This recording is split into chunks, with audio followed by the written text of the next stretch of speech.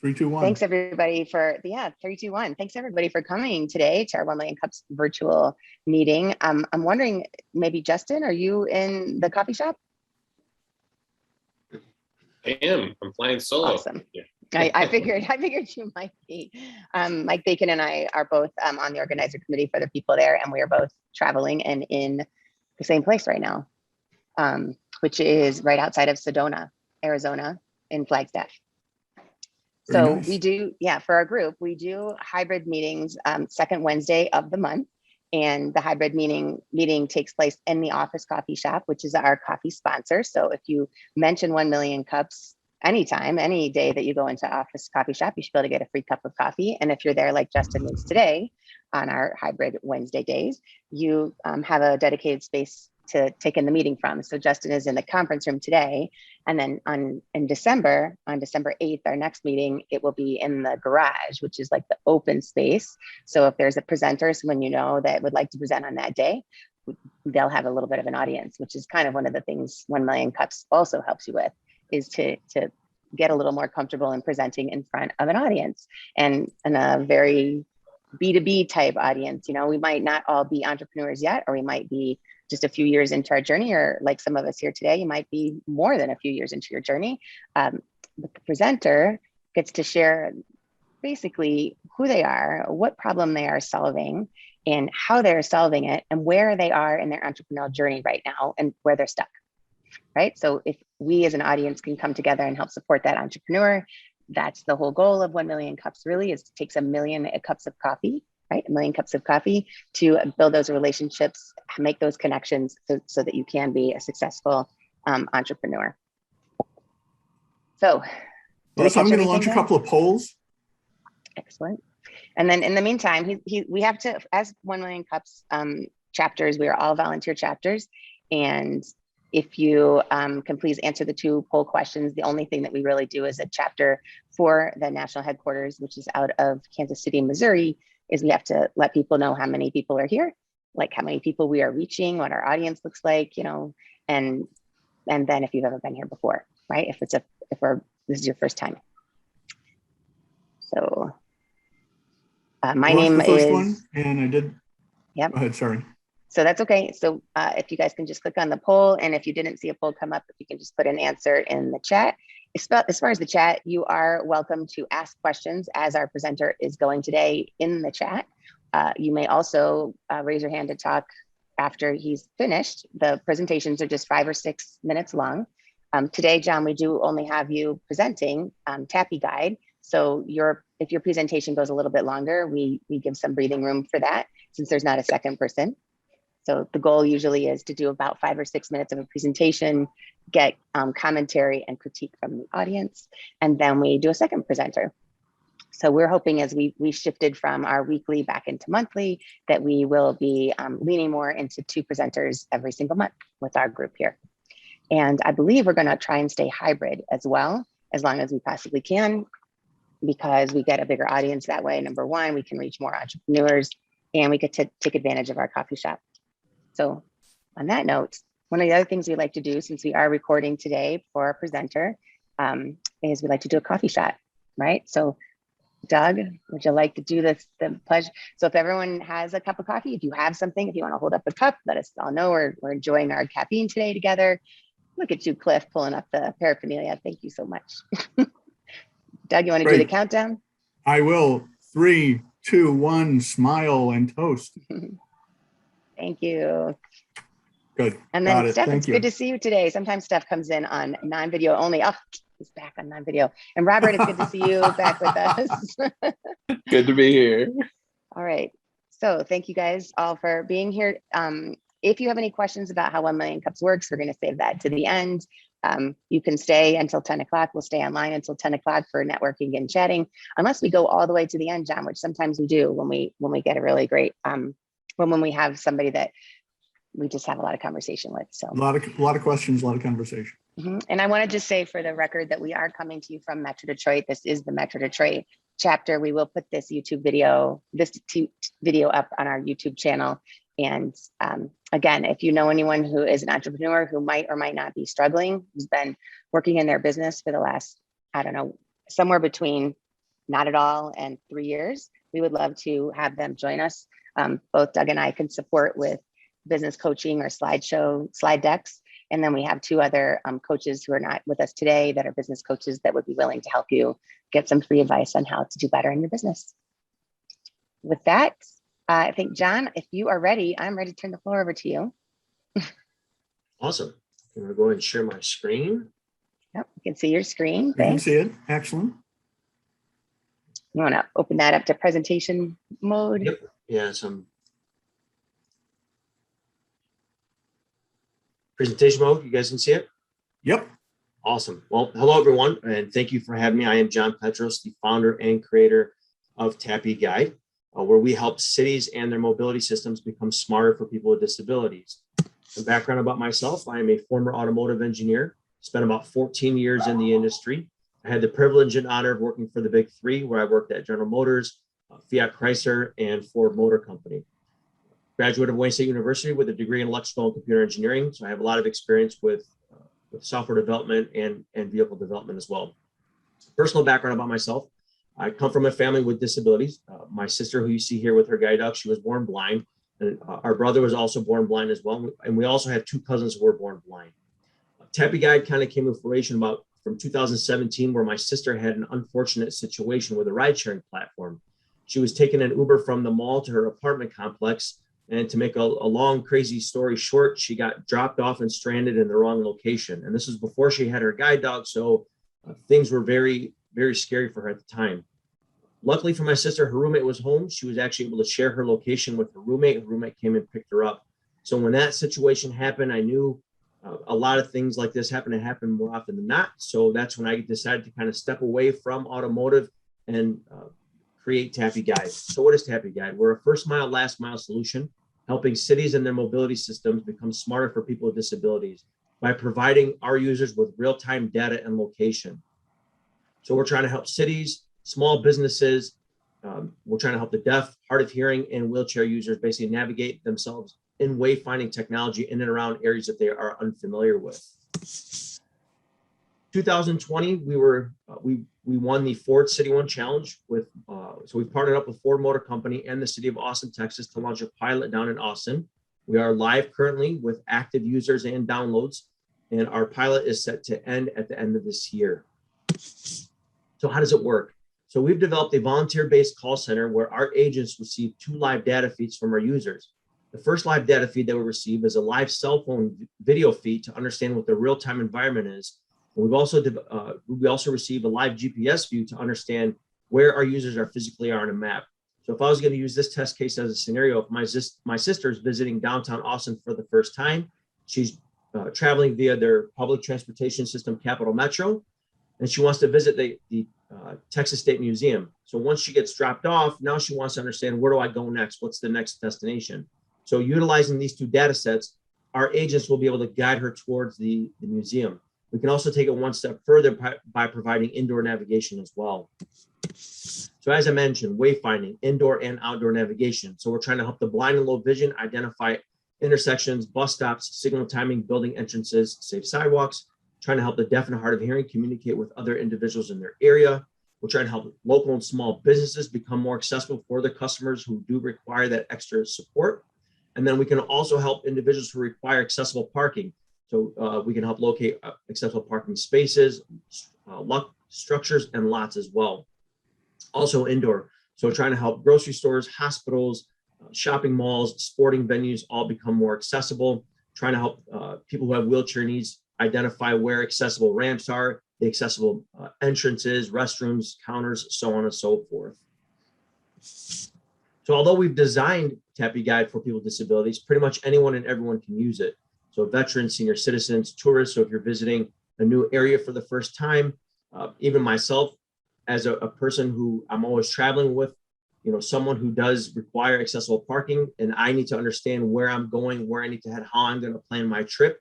So it's also beneficial for the friends and family and companions of the person that is traveling with. So if you're a caregiver, if you're a parent to a child who requires, accessibility needs, Tappy Guide can be utilized by those individuals as well.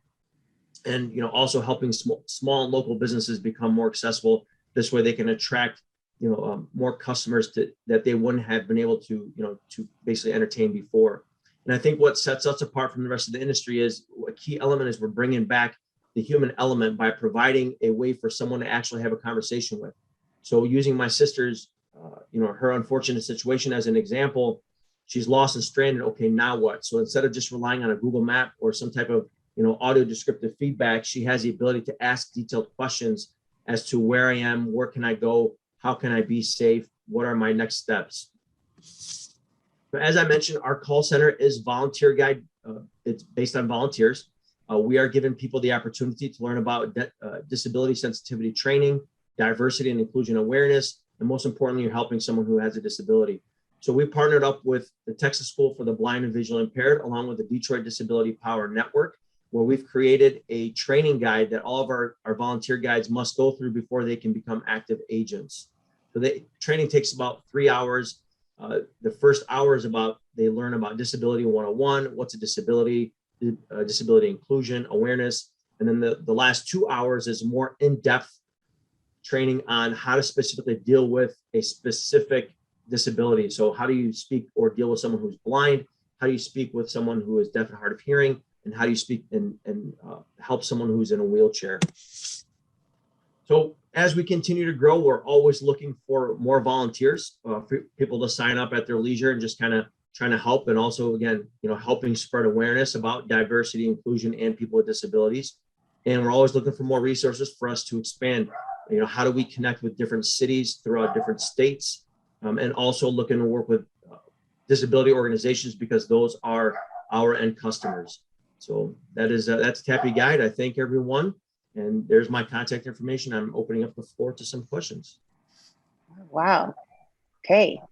Great presentation. You can put Thank the you. contact information in the chat too, probably. Well done. Absolutely.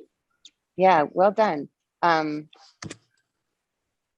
So for those of us in the audience, and I just want to call out a few of our regulars here, also Cliff, Beach, and I'm glad that you come to every meeting. And then it's really good to see you again, Kate. So Cynthia. So the call out. So when someone presents for the rest of us here, when the call out, it sounds like your end users, like your client, the person who helps, I'm guessing, pay for the app, the disability organizations. Is that what you meant? Like that's your end user, or is that who pays for the app? So That's my question. our app is free for our users. There's no charge to download or use it. Our customer or our basically, our revenue model is based on working with small businesses or airports, hospitals, sporting venues that would pay a monthly subscription fee for us to host their accessible information. So, and I'll use this as an example. Let's say Little Caesars Arena. Let's say they want to make the arena more accessible. They'll pay X amount of dollars per month. And this way we're always hosting all of their information so that in the event, if a user is in the building or in and around the building, we can provide them with the required information they need to basically navigate. So for example, you could get University of Michigan to host for the city of Ann Arbor and for University of Michigan. Is that the sort of model? Exactly. Okay. Airports, And hotels, casinos, malls, real estate development, right? Any type of physical property that we can map out, put it in our platform to give the best experience for our users. right. And so the ask was about volunteers. And John, I recall, and I can't remember, I can't remember which event it was at. I think somebody had asked you this before, is about students, because they seem like a natural volunteer source. For one thing, that needing things to do and needing credits for community service, both high school and college students, I would think would be really rich veins of volunteers. It's funny you mentioned that, Doug. The students have been one of the hardest. Really? Yeah, it's been, and I had the same thought process, and everyone I've spoken to, they have to do volunteer work, they have to do X, Y, and Z, but it's been probably one of the hardest things for me to engage with these students, just to get them to even entertain the idea or speak to someone about it. We've even offered paid opportunities for these students, as making donations to the organizations, whether it's a fraternity, a sorority, whatever it may be, and it's just been silent. That's been very shocking, to be honest. So, okay, let me try another one then, because I remember something about that. So what about faith communities? That might be, I mean, either through ministries or, I mean, faith communities, again, often doing quite a bit of community service. That's just part of the, part of the mission, part of that community. I have not thought about that, and I do not have resources. So if anyone does have any type of, I would definitely love to hear and reach out to them as well. Yeah. All right, go ahead, Catherine, go ahead. Sorry. Cynthia. Cynthia, sorry. John, that incredible product, incredible. Two things. First of all, how did you pick that name? Second of all, did you think about veterans or people coming out of prison who can't find jobs, to be able to give them an entry point to be volunteers for this kind of situation? Dane, to answer your first question, the name came from, before my sister got her guide dog, she had a cane. She had an assistive cane. And she was always, every time she walked, you could hear the tapping sound, the tapping of the cane. So that's how I always knew if my sister was coming or I could hear her. So I'd call her Tappy. So I kind of played that into the name of the app. But to your second question, I have not. And that's actually another good point. I never really thought about the area as well. Cool name, cool story. Thank you. Thank you. Very clever name. Okay. And if you don't mind, and that, John, it is a beautiful app. It's a great idea. And if you don't mind, I'm going to kind of take your shotgun and put it down a little bit. Please. Add something. The dominant benefit is to the blind. And no matter what else you have disabling you, excuse me. And that also encompasses the deafblind, which is still a huge population. Don't get me wrong here. But when I hear you say I'm going to go to businesses, to municipalities, to universities, to this, to that, to this, to that. And again, we're in the same industry. So I've just walked this path over the last 12 months. There is more money out there than you could possibly shake a stick at for great ideas like yours. But it'll come from specific areas. You don't want to fix everybody who's disabled. Fix one, improve it. And that's the blind. I do have a little also that you might think about the internships that are available from the universities, where they will pay for half the cost of a student, and they have a database at U of M of like 1,200 people looking for work right now. So that's a way to go. You can find them through Spark, SPARK over there in Ann Arbor. The other thing was on the maps. You mentioned in the original app that you built, it is at this moment, for lack of a better word, lacking fullness. You don't have every city, every Google, everything in there right now. Is that correct? Correct. So that's one of the key things is connecting with municipalities, and I'll use Austin as an example. So having that partnership with Austin, they've given us an abundance amount of data that will help us provide the best experience for Austin residents. Example, sidewalk data. And that was specific data that they had that it wasn't public, or, that it's not readily available to the public. So if I reach out to the city of Detroit, they don't have sidewalk data. So it's just going to be tricky as to which city has what data readily available. Okay, well, that was the reason I asked wasn't because of the data. It was because of the resources necessary to build the data set once they say, okay. So you've got a whole business in between. Austin wants to do it, and I can put it out on the market. And there's a whole bunch of money in there. It costs money to do that. You're not just sitting down and saying, here it is, let's do it. So that's why I'm trying to point you towards the philanthropic money that is available to do things, and let them, maybe each city, once you get into there's like philanthropic entrepreneur groups out there that love things like this. It's just beyond the pale. The money they're throwing out right now for good ideas. But as I said, I dropped you my numbers, and I'd like to talk to you about that rather than take up everybody's time here. It's a wonderful idea. I work in the deaf arena, not the blind arena, but I also deaf blind is an overlap. But let's hope that your idea, unlike the bumps on the wall, the braille bumps, doesn't take 30 years to get passed into use. There's a lot of good ideas that start today and don't show up for 30 years because nobody gets it together yet. It's a great idea, but let's get it out there now, because I know people who are looking right now. We have a national policymaker on the West Coast and one on the East Coast. They have their own podcast into the disability arena. And as I was just talking to Doug about, one of the meetings I had this week was with one of the largest disability service vendors and training vendors in the nation. They have 100 of their own outlets training disabled people. So they're funded by PepsiCo, and they are looking for ways to improve whatever it is, Sure. disability access. And what you've got there is a real game changer when you can tie it to the ground. And it's not just, I'm not keeping track of how many blind people there are. I actually know where they're at. And I can help them get from there wherever they want to go.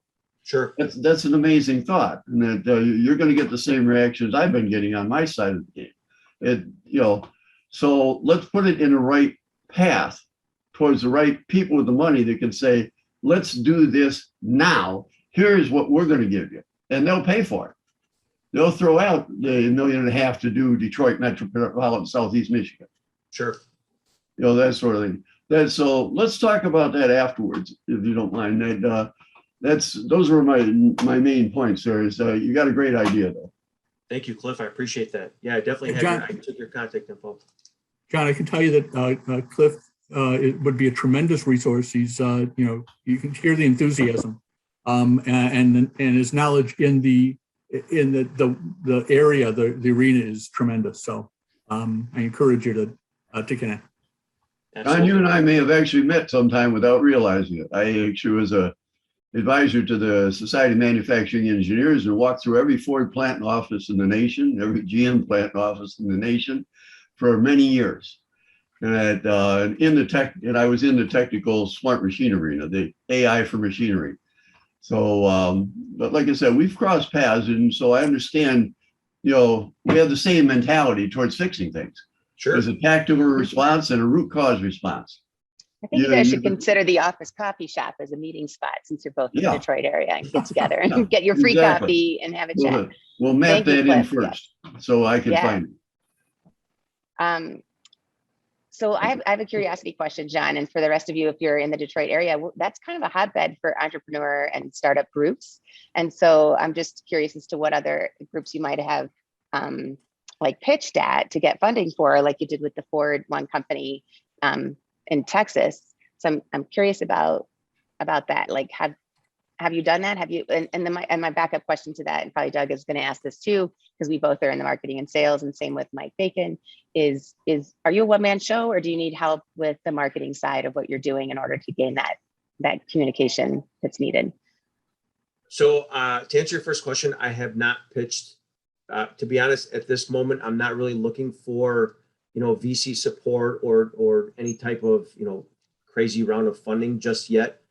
Second question, yes, I am a one-man show. However, I have partnered with Austin, Texas Incubator ATI down in Austin. So they were part of the challenge that they were going to support, and they've given us a lot of support with marketing and marketing, advertising, and social media and everything else that they've been helping push along with their student interns or their graduate students as well. That's but here awesome. locally, no, I do not have anything locally. All right. So there might be a way to have some connections with that. But so Robert, who's with us today, I'm calling you out, Robert, so get ready. So he put his contact information in the chat. And while Cliff, when you were having your specific niche conversation, which I 100% agree with Cliff, that instead of looking for the broad reach, you want to find the niche pathway to stick on.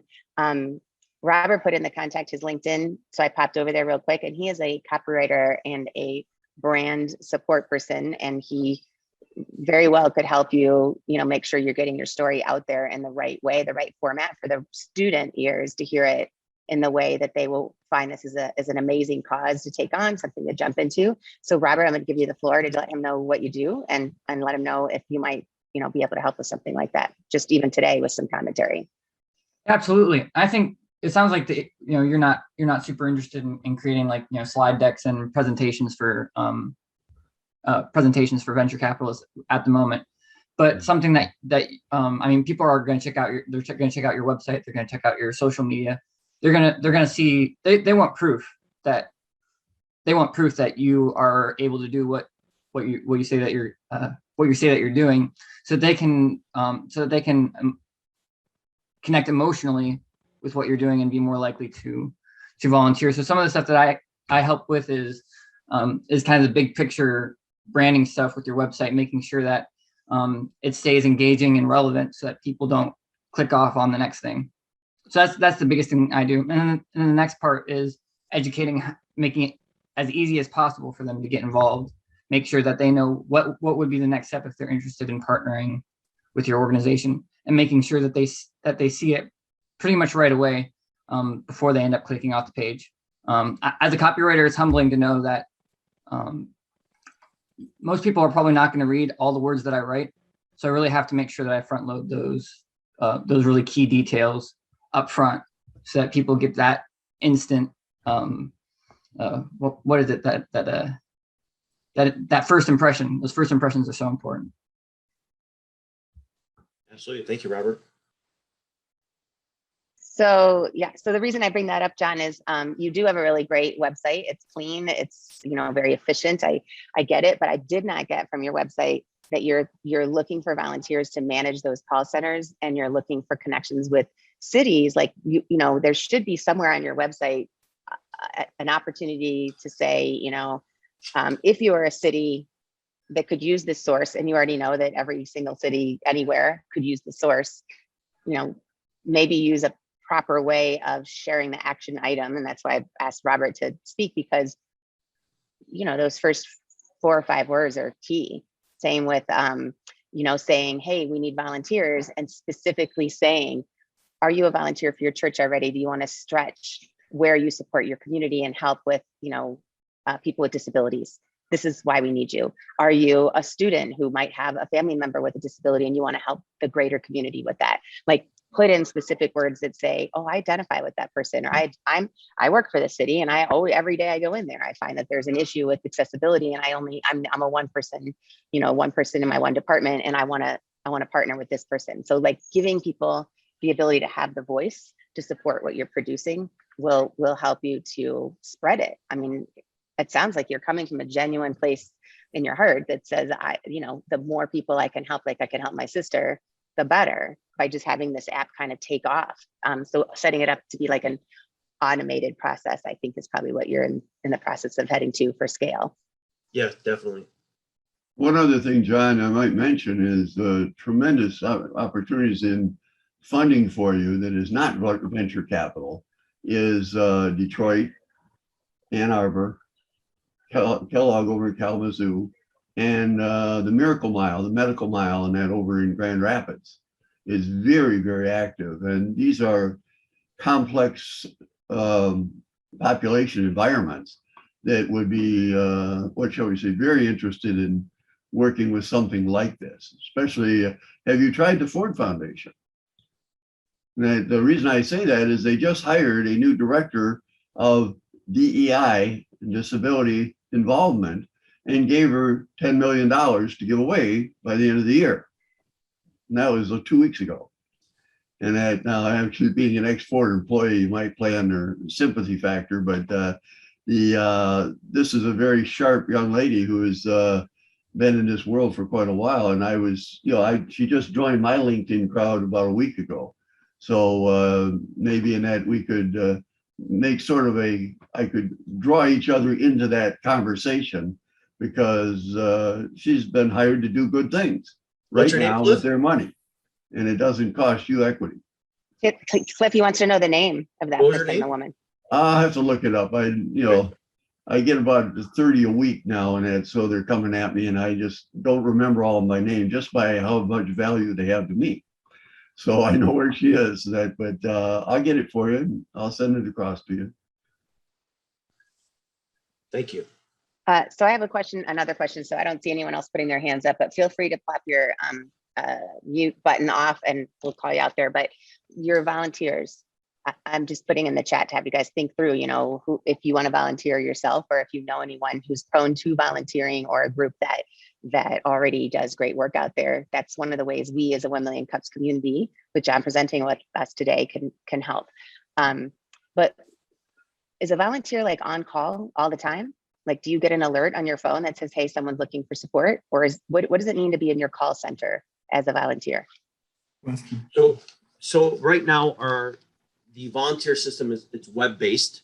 So it's all based on our Google Chrome web browser. The funding didn't allow us to have it built into a mobile application because that gets a little bit more costly. However, that is our long-term implementation. The volunteers, it's basically based on the user's availability. So we have a calendar where they can basically state, hey, I'm free, Mondays, Wednesdays, and Fridays from noon to 2, Saturdays and Sundays from 1 p.m. to 4 p.m., whatever it is. So it's just, we leave it to when the person can volunteer their time because it is their free time. I have the ability to go in at any given moment to see how many I have on, who is actually on, how many calls they've taken, so on and so forth. So we do have that ability to see if I have nobody on at the time, or if I do have an abundance amount of people at the time. Did I answer your And question? John, are you looking for volunteers for specific areas, meaning geographically? Like obviously, you're at the area in Texas, but do you need them, if people are familiar with Metro Detroit or people are familiar with Cleveland? I mean, how does that work as far as your need for volunteers, or is it anywhere in the country? Anywhere in the country. So, I mean, the app works anywhere in the world. It's based off of a cellular signal along with the GPS signal. Okay. Long-term, Doug, I would love to set up a geofence calling so that, Austin residents are helping Austin, volunteers, so on and so forth, because it's a person who lives in Detroit will know Detroit better than anyone, right? But I don't want to limit that just yet for this pilot or for the time being. So, and right now, so it's not necessary that, I could be, if I was volunteering, I could get a call from somebody who's in Dubuque. Correct. And I would be able to have the data in front of me that would allow me to help that person. Okay. Exactly. Yep. Hey, John, how does liability work? So, I mean, we have the standard terms of services. The volunteers do have to go in the training. There are certain, like for instance, one of the big no-nos is you cannot help or tell someone when it's safe to cross the street, right? So that's all part of the training. And these volunteers basically agree that when they sign up to volunteer, that they're agreeing to follow all the rules and guidelines that are presented during the training process. All right. And what did you learn from the pilot in Austin? Well, the challenging thing that we're having now is a lot of our users are not so much. So I have about roughly 65 downloads. However, not that many people are utilizing the app, mainly because what I'm learning is people are not traveling outside of their comfort zone. So a lot of their day-to-day is their normal routine where they already know where they're going, what they're doing, and their day's already planned. So that's probably been the biggest challenge that we have is how are we going to engage users just to utilize this so we can collect more data, or how can we, entertain to the users to, hey, kind of go ahead, go out of your comfort zone, visit a city or a part in the city that you haven't been to or you haven't accessed so that you may or may not need support that we can help going forward. So that's been our biggest challenge. Okay. Good presentation, John. Thank you.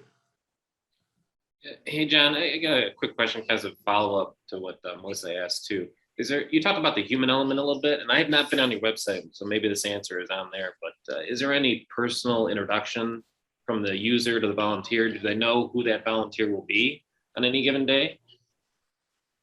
There's not. So the volunteers are chosen at random.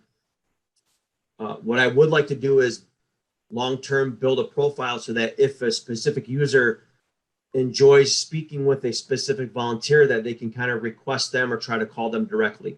I don't have that feature available just yet, but that is definitely something that we would love. Okay. Yeah, no, just a thought that I had, because I imagine there's probably a certain level of trust with the users as well. Especially if you're blind. I mean, you gotta have some sort of trust with the person you're talking to. So yeah, of course, would be awesome. Yeah. Thanks. I put in the chat there, but when you were saying, you know, it makes a lot of sense that you're learning that out of your pilot, that people that do have disabilities do have a comfort zone. They know where they want to be when they're, you know, and how to be safe. But, you know, my thought was, because you're in Detroit and you're working in Austin, if there's anyone that has disabilities, if your sister came with you to Detroit, to Austin to do a follow-up meeting, she might want to use this app as a visitor to a new city. So maybe one of your target markets for the users of the app are people who are visiting other places. Does that not happen that often with people with disabilities? But maybe it does. But no, there are a lot of people who like to frequently travel. I mean, obviously the past year and a half, it's been quite difficult, but I mean, prior to COVID, my sister was a very frequent traveler who loved to visit new places and do new things, especially since she got her dog. She's been a little bit more comfortable with that. But yeah, like I said, I think that's a way to target. That's a way to target your audience, right? Robert, you're hearing that too. I see you're nodding your head. Yes. So like to say on your website, or when you're speaking about this, or anyone is speaking about it, that you tie it in with something like a Yelp, or if you can get advertising on Yelp or TripAdvisor that says, hey, are you traveling with disabilities? Do you want to know more about the city that you're in? Go to Tappy Guide. We have volunteers that will speak directly to you, blah, blah, blah.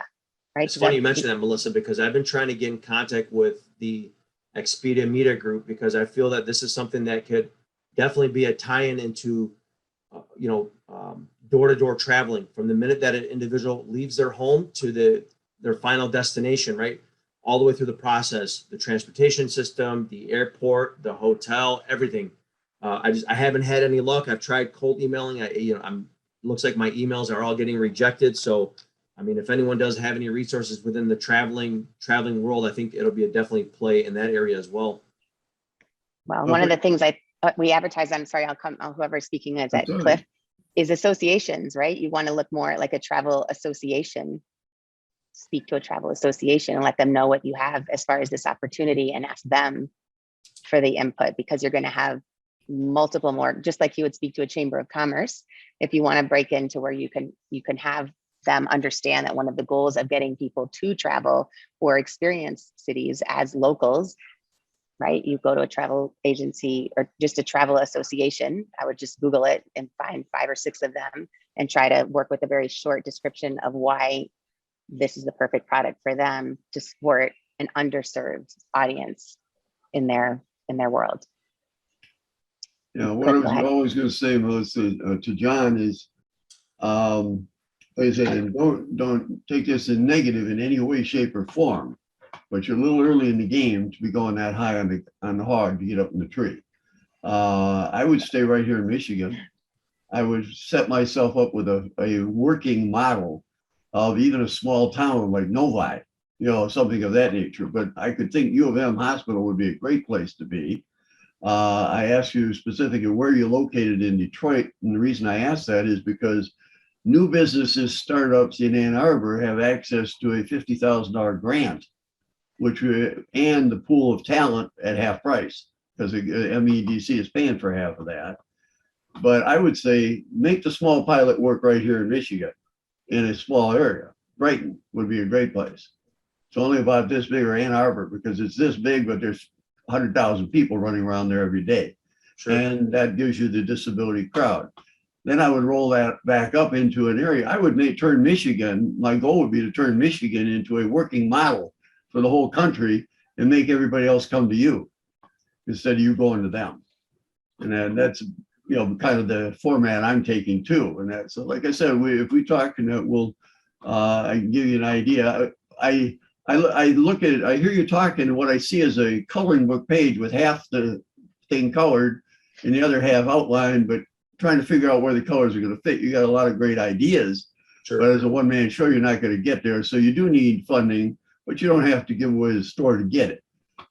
I've seen people go down in flames and then holding on to their IP so tightly that nobody ever saw it 50 years later. Well, and that's the other thing you want funding for, is not necessarily the app or like whatever. You want funding to market, to advertise, to get the word out. And I'm sure there are companies, I can't give you a resource, but I'm sure there are companies that will see the huge benefit in this. And potentially Cliff has, you might be able to partner with him on some of the places that he's been, because I don't know if he's mentioned it yet, but he really, he's come out of the work that he was doing with manufacturing, and he's supporting the deaf community through something similar. Does anyone else have any questions? Doug, you're off. Yeah, no, Arlen, I saw that Arlen raised a hand. Yeah, actually, it might be loud because I'm in a coffee shop. But I wanted to say to Fine. John that he might be considering that he needs to make an app to read the location based using GPS. For example, if we have Google Maps and you're like commuting to another place, there might be an app that will be able to read the location live without using people to get on call centers. That might be even helpful or easier for people to start using the app or to start using your project. Because if they are like based on call centers, so the people might not be able to understand where they are live or what in what location are they. And it will be like really hard to understand because the GPSs on our phones are not like really accurate. So a narrator that will read the location basis might be easier. So Arlen, right? I mean, Google Maps does that now. Apple Maps does that now. But the problem is it's just telling where someone is at doesn't necessarily help them understand where they need to go or what their next move is or what is in or around their area.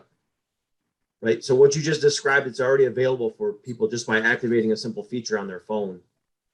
Yeah, but basically you can use an algorithm that will basically get information about what's around that place and will be able to using the compass to let them know where to go, in which way they need to go in order to be able to understand where are the things located. So it might be like a really built app that will be based on the compass, on the GPS, and the narrator to help them understand everything. Because I'm thinking on the technical way, because I'm a programmer with a background. So it might be something that it can be built and be used in the near future. Maybe it sounds like you guys need to meet at the office coffee shop. I don't know if you're local or not, Arlen, but we also do virtual meetings because John, right? You will understand, you guys will be speaking exactly the same language. Yeah. It sounds like with your backgrounds and to be able to have just another partner. I mean, this is why we do 1 million cups, right? The million cups of coffee, just meeting with the right people who understand where you're trying to head and to figure out like where you might have some synergy. Thank you, Arlen. That was really helpful. Yeah, sure. Thanks, I can Arlen. see John's wheels are turning. He's like, Yeah. He's like, oh man, this is a lot. And I have another meeting in 15 minutes. You're going to another 1 million cups meeting in 15 minutes, right? Yeah. Yep. Yeah. So probably should get off like maybe in 5 or 6 minutes. Is there anyone else that has anything like to offer as far as support or resources? I did hear, go ahead and take your mic off if you need to. And I see Doug, you're off there, but I did hear that you're working with a disability company, right, for the blind and deaf, I think, in Austin. Yeah, there's a bunch of organizations. So there's Texas School for the Blind and Visually Impaired. There's a Chris Cole Rehabilitation Center. We have a good amount of resources down in Austin with their organizations. So I'm going to mention one group that I know about that this is going to hopefully be interesting. It's called the Penricton Center, Penricton, Penricton Center. It's downriver in Michigan. And they are a school for children that get dropped off 5 days a week from their families to spend the whole week with experts teaching these children from the age, from infant till I think age 8, how to, socialize and move around and get around. And they can have major disabilities from, blind, mute, and deaf, or just one of the three. And they work to help them assimilate to being comfortable with other people, et cetera, and give the parents a break. But the reason I'm bringing up the Penricton Center is that they're small enough that you might be able to use them as a test zone where the parents could be the volunteers to support with the app, possibly, where they can see how they can teach their young children how to use something like this as they age out of the Penricton Center, like Sure. a place to help them be out there. And I do have contacts for them. So I'm going to email you that later on today. Oh, thank you, Melissa. That'd be awesome. Okay, Doug, do you have a comment for him? I didn't. No, I was Okay. just off mute for just general support. You know, although as you mentioned it, one thing that did strike me was, and I think it was, I'm not sure. I think it was Cliff who was saying something about this, is that once if you're able to connect with a Ford Foundation or with a metro area in Ann Arbor or whatever, they'll help you. They'll actually do much of the marketing for you in terms of getting volunteers and getting the word out, because it's in their public relations best interest to show their support and validate their good works. So it's not necessarily all on you to promote, to find the volunteers and everything. Once you're able to connect with an organization like that or a foundation like that, they'll do a lot of the heavy lifting.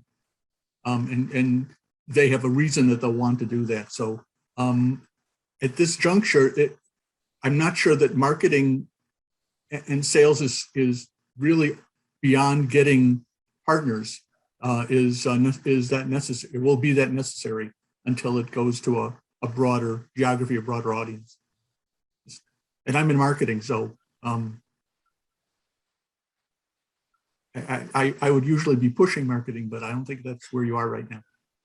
Thanks, Doug. Mm-hmm. That's how you get people to trust you, Doug. Thanks, Mike. I'll keep that in mind. I'll turn away contacts in business more often. Robert, do you have something to share? Yeah. I think you're spot on. I think it's more, at this point, it's more of a branding thing of getting people on board with your mission, rather than trying to get a whole bunch of people to try to use your product.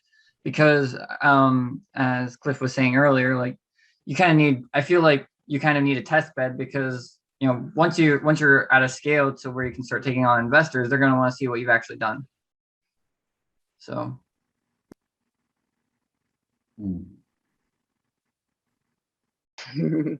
Cliff, do you want to send him off to his next 1 million cups with another thought you have there? Well, just do the same job you did there as you did here. And that your thought concepts are so wide and broad that they do need a little, bring it down more concisely, because you don't want to appear to be just another Google Maps. And you want to stress as you said, the feedback to the person is the optimum side. It's not them reaching out and saying, where am I? They know where they're at. They can look at their feet, and unless they're blind, then they can reach their down and touch their legs. But the idea is, where do I go from here? And that's what you're providing. The extension. You're doing the 911, disabled this 911, function. Not only that, the real person, the real human behind it. It's not just, functioning with the app. So. Right. And which gives you some, flexibility there. But, just the concept came through very clearly. So it's just a matter of, there's a lot of little details. But if you do the same job there you did here, you'll get pretty much the same response. You got a great idea. I'm going to stop now. Yeah. I'm going deaf now. Okay. Thanks, Cliff. So make sure you save our chat, John, so you have that. And Doug will also follow up, right, Doug, with the video from today in the chat for John, so that you get some of that support from our 1 million cups. And listen, you can present here again. So we have another meeting in December 8th. I know that might be too soon, but you want to consider applying to present with 1 million cups. There's 3 chapters in Michigan. One is out in Kalamazoo, so that kind of that Grand Rapids-ish area. And then one's up in Copper County in northern Michigan. But we're happy to have you come back here and let us know where you have gotten to and how we can help you again. So just to point that out. That'd be awesome. Thank you very much. You're welcome. We're happy that you could be here today. So, in the name of the good, the good 1 million cups, I want to make sure that you log in early enough to your other meetings so that you can meet some people and know that your screen is shared. But the rest of us can stay, and you can stay all the way to the last minute if you want to, but we would understand if you need to pop off. Yeah, again, Melissa, Doug, thank you for the opportunity. Cliff, I'll definitely follow up with you after this. I left my contact information, so please don't hesitate to reach out for any other resources or connections or if anything that I can help with as well. So thank you again, everyone. You bet. Good job, John. Thank Okay, you. thanks, John. We're going to stick around here for 10 more minutes. If you guys want to hang out and chat, welcome to do that. Mike, what's up?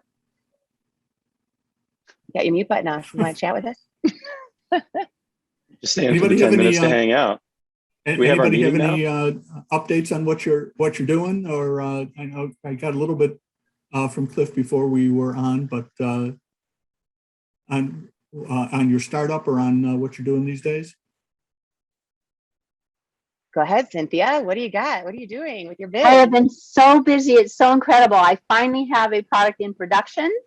And thanks to the contacts from my incredible chef, I am going to be in the Woodward Corner Market, their new downtown Detroit store.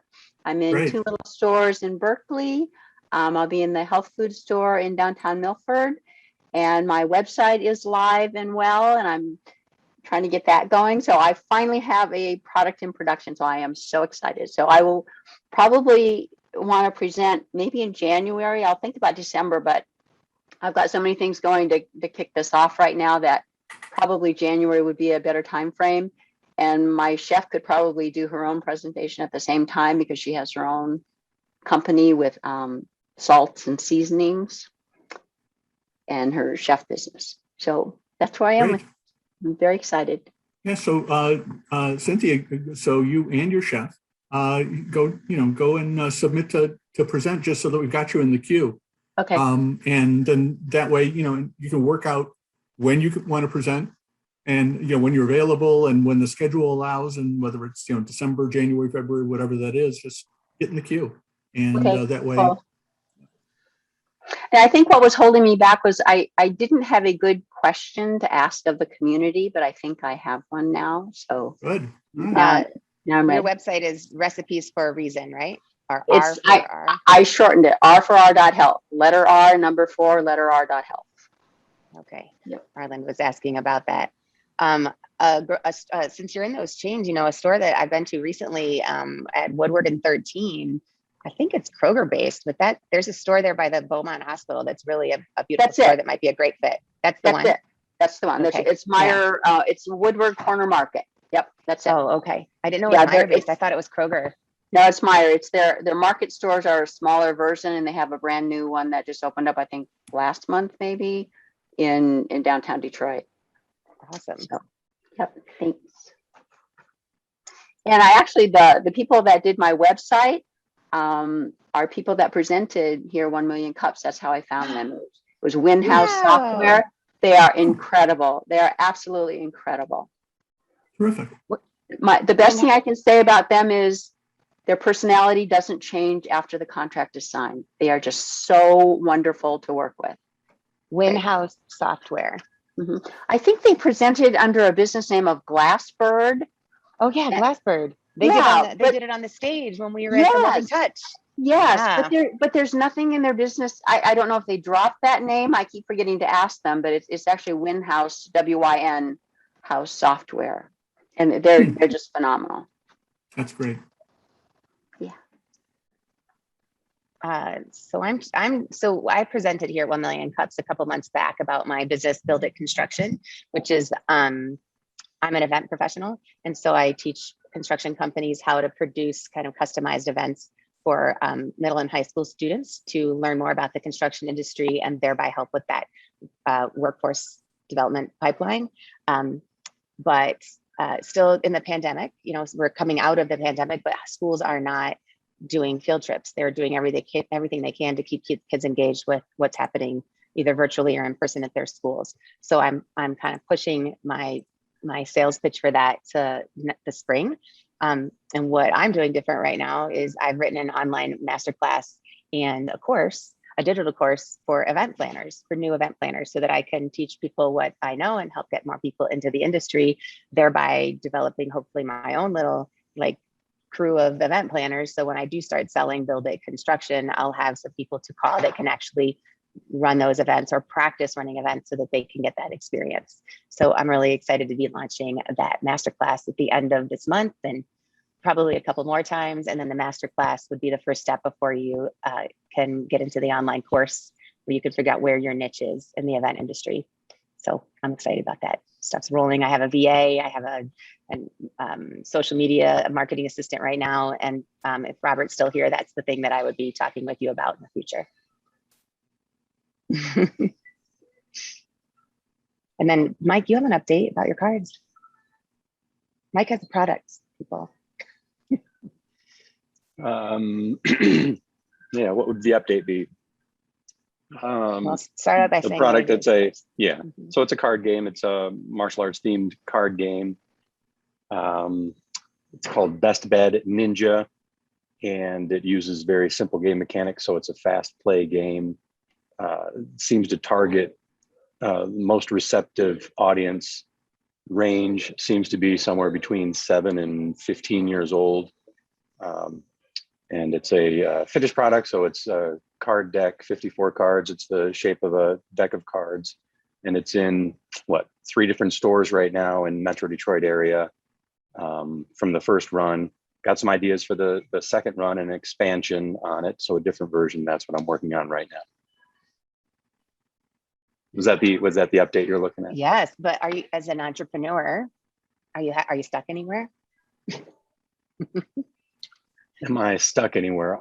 As an entrepreneur, I'm always stuck somewhere, and I've got all the ideas and all the different paths to go down.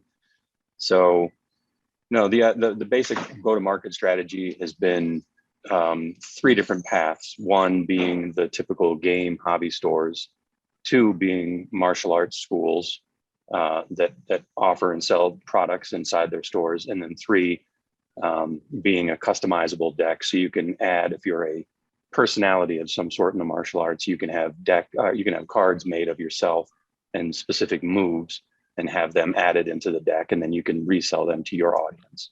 So that's the 3. And of course I'm stuck. Hey, Mike, contact the Whistle Stop in St. Clair Shores. They might be interested in carrying that. They're really a nice shop.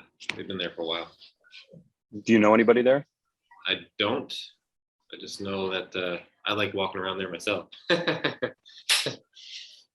Whistle Stop in St. Clair Shores. Okay, thank you.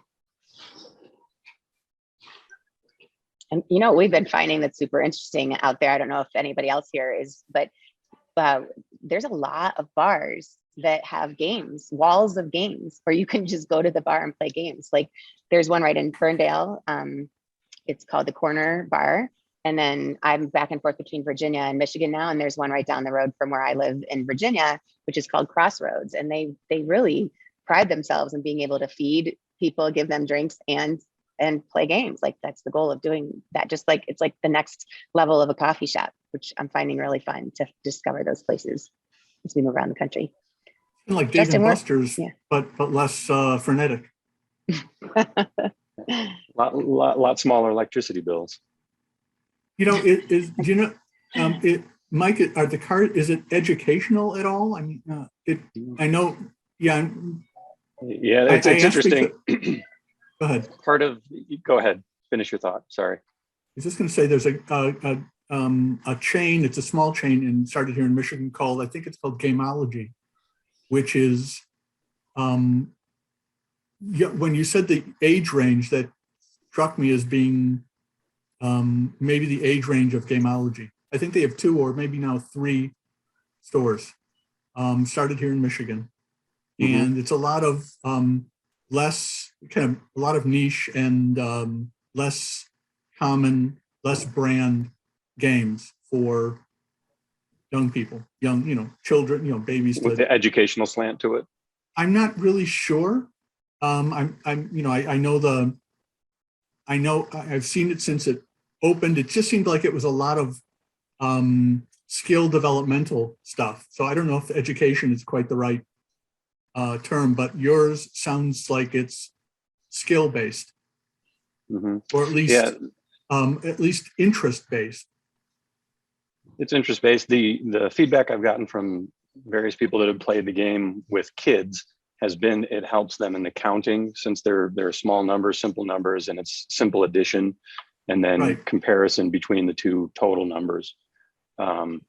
Aside from that, on the educational side for the martial arts, I've taken some serious techniques and a lot of liberty in making some more fun techniques. Mhm. So educational side, when it comes to true or real martial arts, is limited there. But for, and I'll for young people who are, that's something that's interesting to them.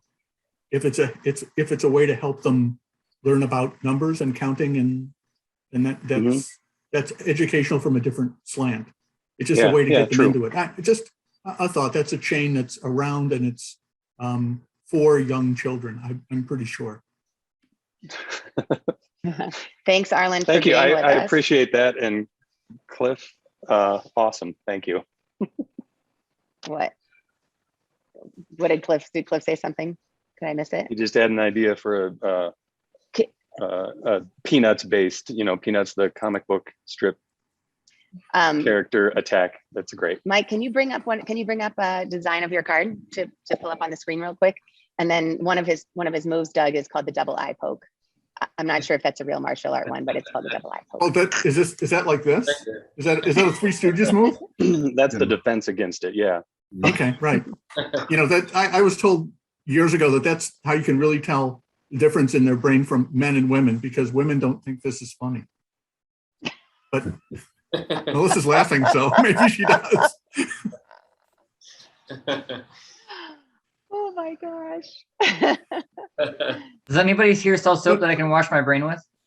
That's the Three Stooges thing. That's all. It was always the eye poke. That's the eye poke. So Mike, are you able to share your screen or no? Are you able to do that or not? Yeah, let's see if I can. Can you guys see that? You can see that, yeah. Oh. So and Mike has done all the designing of the cards. He had some collaboration on designing the concept of the game, but now he's a solopreneur putting out a product. And so this is one of the cards he's designed. So yeah, this will be on the second iteration. So the current iteration, they're very white background, a little less text at the bottom, and you just have the basic attack, defend, and counter values there, and that's what plays off of an action card, and that would be the eye poke or the defense against eye poke, and then that's what the players add up and determine who the winner is. And this is the current one I've just been working on, so I don't have any of the other cards with me right now. thanks for sharing. No problem. Justin, do you have an update? What are you doing with your biz right now? Yeah, so I mentioned it Doug real quick before everybody else jumped on, but we actually just officially signed a nationally known doctor to our advisory board, so that's pretty exciting. He just brings a lot of legitimacy if we go to fundraise, and we're also waiting on a letter of intent, which I'm told could be coming anytime for our initial round of investment into this new project. So that's pretty exciting too. It's just one of those situations where I'm hurry up and waiting. Yeah. For this to come through, but it's progressing. So. And then thank you for that update. And then Robert, you're new to us, right? So what are you working right now, or is your 100% of your time working on this copywriting business? No, right now, well, I'm a grad student, but I'm also working on this copywriting business as well. I'm a veteran, so I have so I'm using the GI Bill right now, which provides a nice housing stipend, which is good. So I figured if I have the margin, I might as well try and start something new. So my challenge is pretty much the epitome of what your organization does is I haven't been able to get in front of enough people to really get traction going. So I need to have more cups of coffee with more people because otherwise they're just not going to know about me and what I do. Well, it's a very needed niche. So keep going. I think that what you have on your LinkedIn alone is pretty interesting. Thank you. Yeah, I just added a couple of spec pieces to my portfolio. And I think, as far as the kind of people that I'm trying to meet are other larger advertising agencies and graphic designers and other creative professionals, because we really work hand in hand. If I don't if my copy isn't presented well, if my copy isn't presented well graphically or targeted appropriately through digital marketing strategies, it's getting in front of the wrong people and isn't as effective. So I need. Why are you going for the big company? Why aren't you going for the little guys, the ones that need copywriting, that think that they can do, all of the things? Well, I am going for the little ones, but the issue with the little ones is they want a one-stop shop, which I can be. I do know some of those people, which is why I want some of those other contacts, so that I can either refer or white label for myself.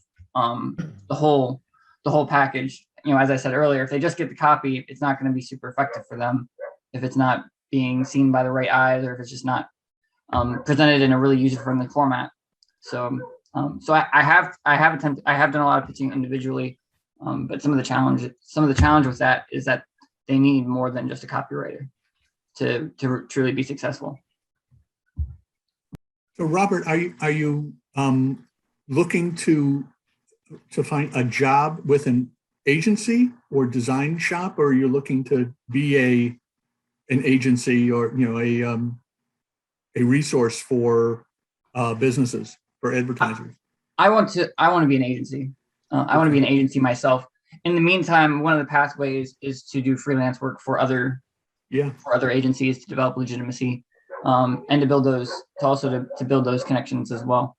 But in the future, I have a couple of different connections. There's a couple of pieces I'm missing. I have contacts with some web designers and web developers, but I would really like to be connected with digital marketers, and honestly, other copywriters, because I could see myself down the line getting more work than I can just that I can write for. So, and it's also content writers as well. So I generally do copywriting, which is persuasive writing directed towards product or branding. Other types of writers will do content writing for blogs and just things that are interesting to attract attention to your business. So a little educational piece for there. A lot of people don't know what copywriters do and what's the difference between copy and content writing. So I would like to be connected with those, so I can kind of provide a holistic, marketing service for whatever people need. I'm so glad that you're doing this, that you're out here, that you're doing this, because I don't know if you've heard this yet, but when you know that you're an entrepreneur, that you can't really work for anybody else. There's a lot of times where you go through this dip of I have all these things to offer and I'm going to make this happen. And then you go, well, I have all these things to offer, but I need to make money. So I'm just going to get a job and then I'm going to make that money with the job. But what you got to remember as an entrepreneur, with all the great experience and ideas that you have and where you are in life right now, is that you just might be unemployable. So if you put in your mind that you're unemployable, you are actually an employer, then it'll help you to continue to know that you come from a different level in the business industry. Doesn't mean you're any better or any worse than companies that people work for, because you're going to need people working for you. But just keep in mind that that's one of the things that helped me remember that I am a CEO.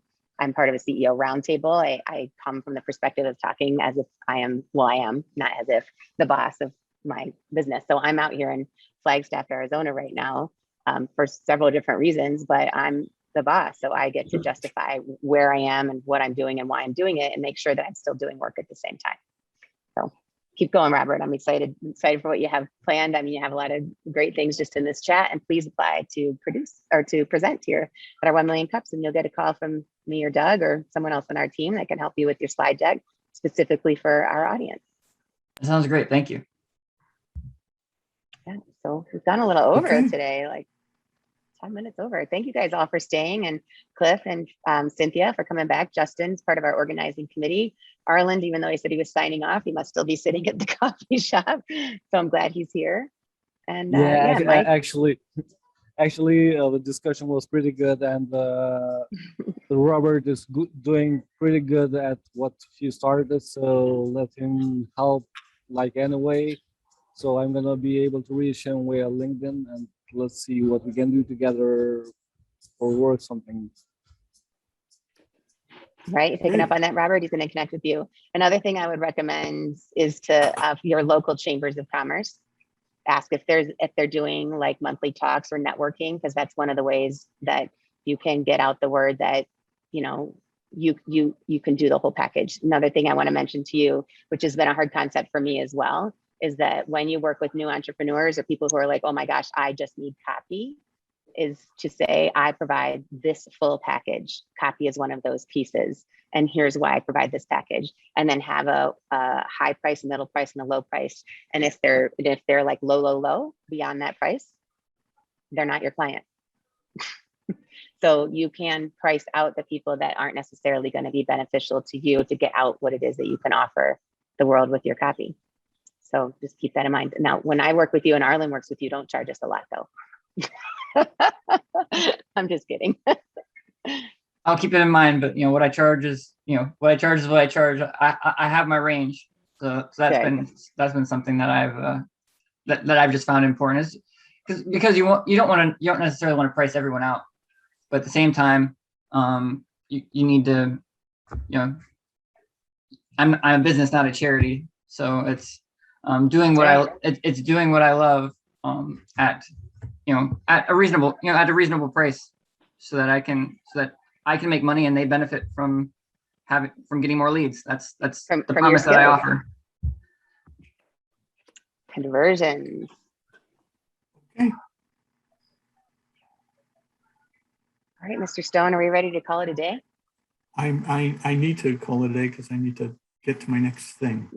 This has been great. It's wonderful to have new faces and concepts and business challenges come on, and it's great to see all the familiar faces and see how things are going. So this has been a great meeting for me anyway, which is all that I care about, really.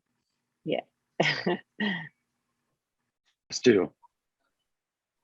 Us too. Yeah, I agree. So thanks everybody for being here today. I think we're going to sign off. It's been a great conversation, and off to our rest of our week. Hey, that's right. Happy Thanksgiving. Yeah. Okay. See ya. Thank See you guys. Bye. See ya. Bye.